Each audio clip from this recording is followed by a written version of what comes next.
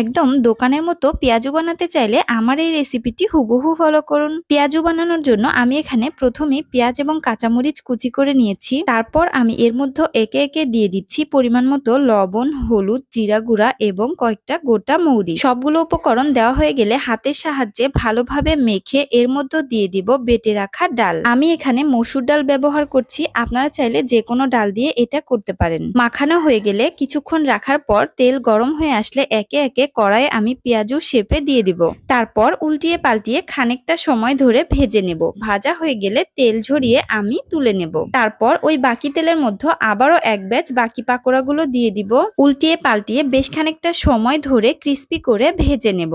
সবগুলো পেঁয়াজু ভাজা হয়ে গেলে আমি তেল ঝরিয়ে তুলে নেব। দেখুন আমার পেঁয়াজুগুলো ভাজা প্রায় কমপ্লিট। এবারে পরিবেশনের পালা। সসের সাথে বিকালের নাস্তায় যদি এমন ক্রিস্পি ক্রিস্পি পেঁয়াজু বানিয়ে খান তাহলে কিন্তু মন্দ হয় না। আজকের মতো এই পর্যন্তই। আবারও চলে আসবো পরবর্তীতে কোনো রেসিপি ভিডিও নিয়ে। সেই পর্যন্ত সবাই অনেক অনেক ভালো থাকবেন এবং সুস্থ থাকবেন।